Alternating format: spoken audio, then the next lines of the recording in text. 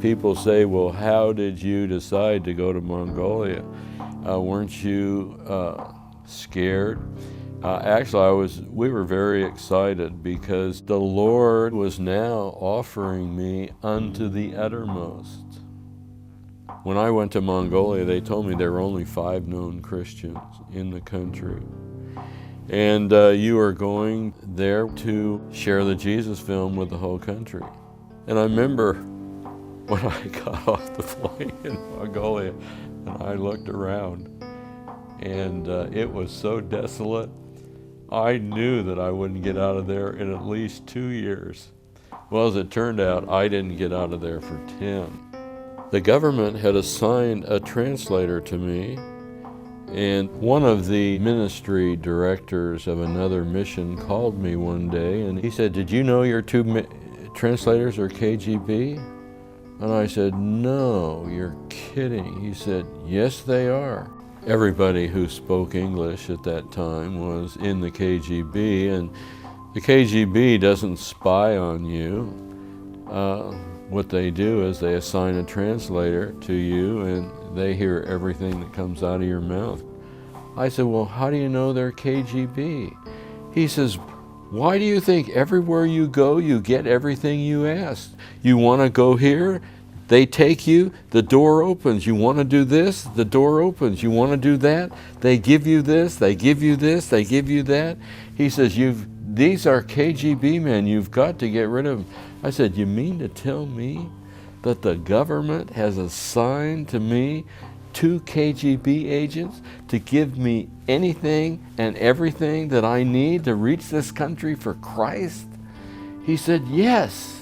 And I said, "If what you say is true," I said, "I think I'm going to shift into second and try going a little faster." And so we worked literally about 18 hours a day through the blinding snow in the dead of winter.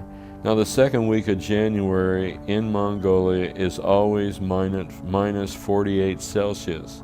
So we were going to have a premiere in January, and the Jesus film, as it turned out, was the first Western film ever to be translated into the Mongolian language.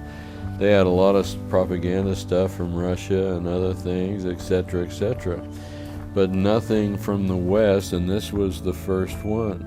And that premiere got so much momentum that we had scheduled the largest movie theater, but we had all government people had already filled that thing, so we had to schedule 2 more premieres that same day, and we had the most glorious premiere, and it was just probably one of the most exciting times of my life. All the government leaders, the entire parliament, including the vice president of Mongolia, were actually at that premiere. And the Jesus film, because of all the government officials that saw the film, none of the smaller officials could refuse one of our teams from showing the film in their town. We went clear around Mongolia. It took 6.5 years. There are no roads in Mongolia, just tire tracks in the tundra going in every direction. And if you wake up and you're going 60, 70 miles an hour, and there are about 12 to 15 tire tracks all going in the same direction, you know you're on the Mongolian interstate going east and west. And there are 356 cities and villages in Mongolia at that time with 2.4 million population. And we have screened the Jesus film over 4,000 times in those 356 cities and villages. And then on top of that, we had 250,000 Gospels of Luke printed in the Mongolian language. And as we went around with the film teams, I remember when my translator and I went down, probably the farthest place you can go to. We showed the Jesus film to 2 gears. A gear is an animal skin-like tent that the Mongolians live in. And it turned out there were 2 old men that looked like they were each 120 years old. I mean, they were shriveled up, they had leather skin, and when we got done with the Jesus film, they were standing out there saying goodbye, holding their Gospels of Luke, and just, thank you, in Mongolian, thank you for coming, thank you so much. And as far as I know, they died the next day and went to heaven.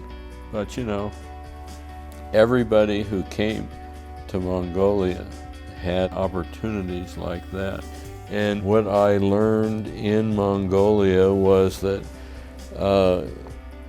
God could do in a land where there weren't any Christians. Most people had never even heard the name of Jesus. This was a fantastic opportunity for the Lord to show me how easy it was to do all these things. In other words, I could have never accomplished this, but the Lord brought people out, and people came, people got interested, and it was just a tremendous opportunity.